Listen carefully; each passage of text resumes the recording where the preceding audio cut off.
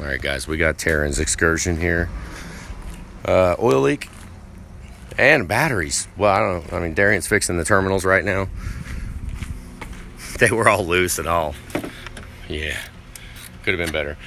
But dead. It was flat dead. It's been flat dead every time you leave it for one day. It's dead. So another parasitic draw test, I guess, or who knows. There's some wiring up under the hood by the batteries that we're gonna have to wash. But right now, since it's here, it's cold. Let's fire it up, check injectors, and look for an oil leak. Let's check that out real quick.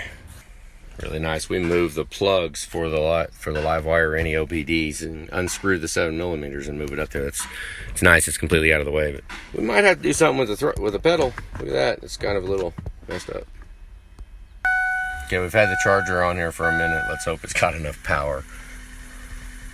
It is 148,000 miles. All right, well, let me get this to focus on here. Insufficient flow, but that one, circuit malfunction on the EVP. Let's go check it out. I'm gonna go ahead and clear it though. Those are the only ones that are prevalent. I mean, every battery voltage, water and fuel, ignition key in.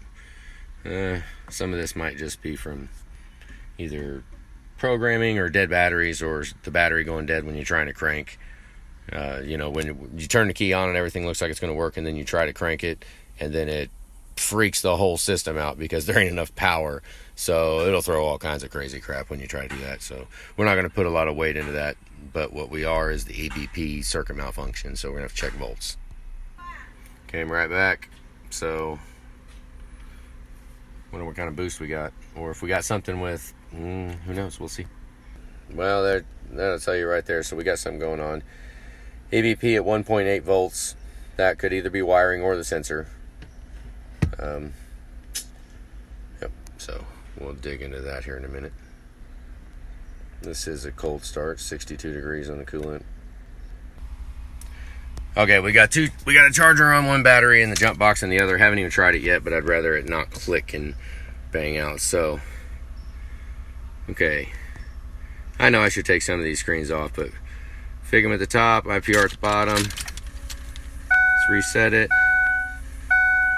I'm trying to hold it steady. Let the chatter stop. Watch FICM and the IPR. No 84 on the bottom, no 45 on the top. There we go. Hang on.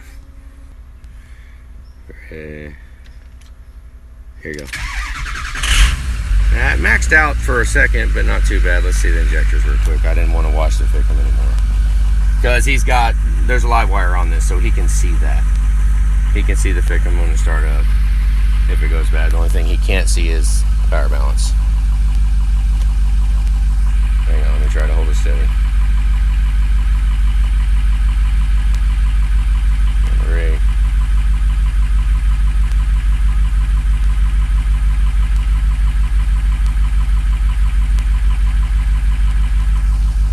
Turn the compensation back on. I'm sure it'll clear it up. Oh, not really. There it goes, now it cleared up. Look at that, now it's over. So number 8. I mean, hopefully an injector, not a cylinder issue. I mean, probably just an injector issue. It's warming up though. I mean, you can probably live with it for a while until you want to get rid of it. It really isn't that bad right now, so let's pull it in and we're gonna look for an oil leak. Almost forgot about EVP. Let's look at that real quick. Okay, that was very long engagement into reverse. Like really long. That was might just be the shifter though. It feels really blue. I mean, we might benefit a little bit to spend a little time on that, maybe take it apart, replace the bushings in it. Look on the back, it could be the bolts, the little T30s on the back. It's very common to take those out, and I put blue Loctite on them, Loctite them back on there. There's just some bolts that come loose on the column. Okay, we're gonna look under here and look around, see if we can't find a smoking gun on an oil leak. Darian rinsed it off a couple days ago or last week, and before Memorial Weekend, I went out with hot water and rinsed it one more time too. So it should be pretty cleaned up. Let's find out where the leaks are coming from, because it's been sitting all weekend.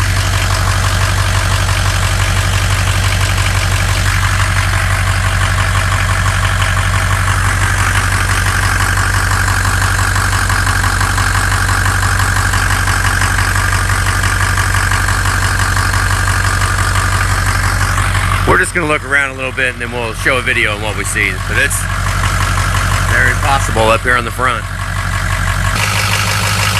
We do have a coolant leak.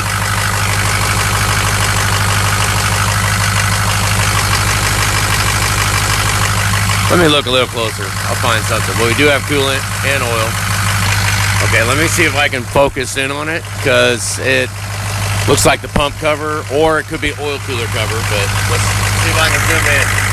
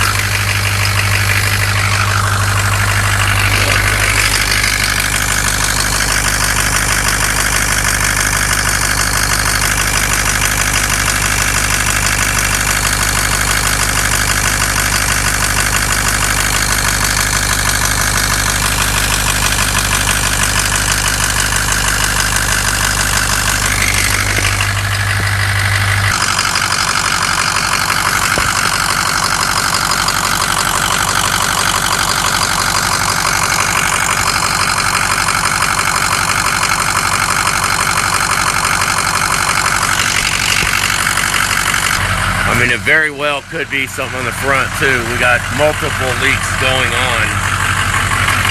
Or it could be from the cover.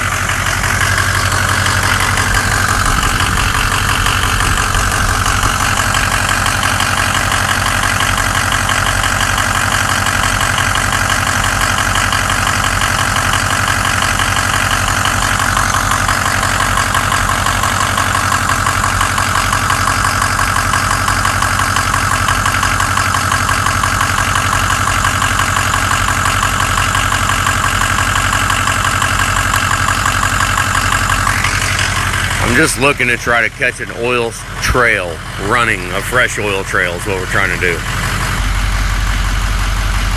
So to see something definitive is going to be tough when, I mean, it's pretty nasty under there. We're trying to find an exact oil trail, because to say that, you know, I mean, if it was an absolute definite leak, you know, dripping real fast, it'd be real easy to find. But I mean, there's like 95 different places oil can leak at.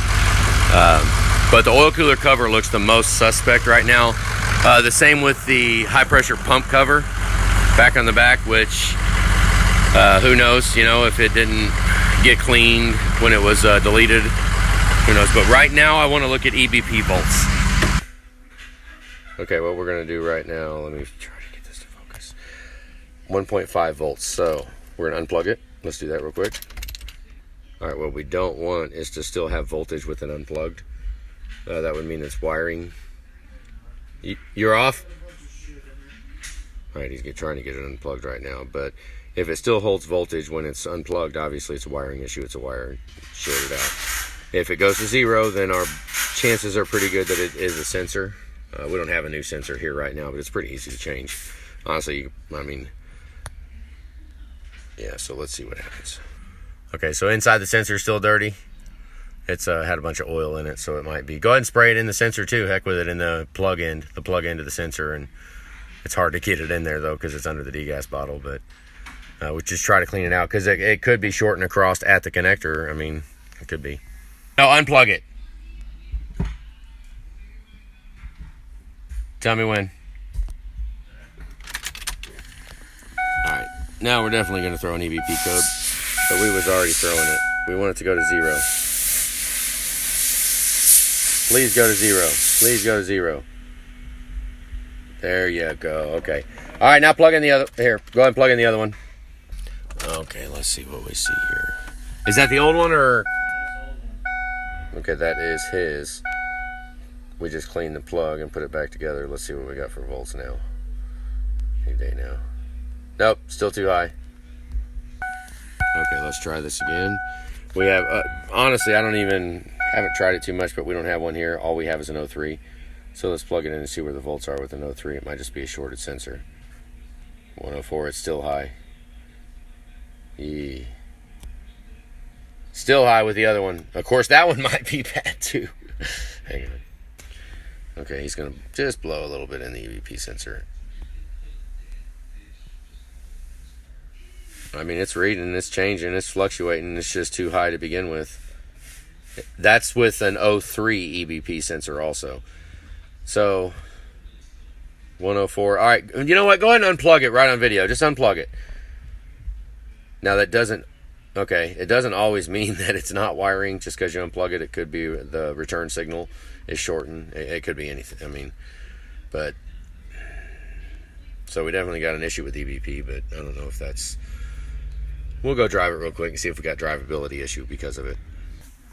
So obviously this would be one that would qualify as parasitic draw test. We need to start checking it.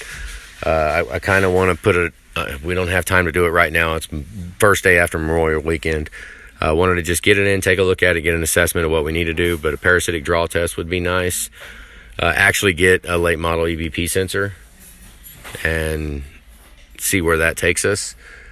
Then keep looking for the oil leak. But I wanted to show a little bit of what we got right now, and then we can compare it just in case wants to go ahead and come get it. Then cleaned it a little bit. Maybe we can get it justified to where the top end comes apart. Take the oil cooler back off, take the pump cover back off, and reseal the top. So at least we can check that off the list. The thing that's a bummer would be, I mean, we can't guarantee that it's not something with the oil pan. It's pretty wet down. Actually, the lower oil pan to the upper oil pan connection, or potentially the upper oil pan to the block. I didn't see a big indication about massive bed plate leak. I think the bed plate's good. But another thing we do is run around. I mean, honestly, it sounds stupid, but run around and make sure the oil pan bolts are tight. I mean, you know, just run around with 1/4 inch drive. Just take a 1/4 inch deep well, short well, and you're not going to get to all of them. I mean, you can act like you can get to all of them. I would spend the time and try to get to all of them if the ones you can easily get to are actually loose. If you can get a little bit of turns out of them. I mean, you know, just little stuff like that, just even on the bolts that you can reach, because you can reach quite a bit of them. So we'll try that. Parasitic draw, EVP, oil leaks, injectors, that injector 8. So other than that, we don't really need to do any oil cooler diag or anything like that, because he's got a live wire in here and he knows what his oil cooler's doing. So heck yes. That's it. So we'll continue this later. Have a good day, guys.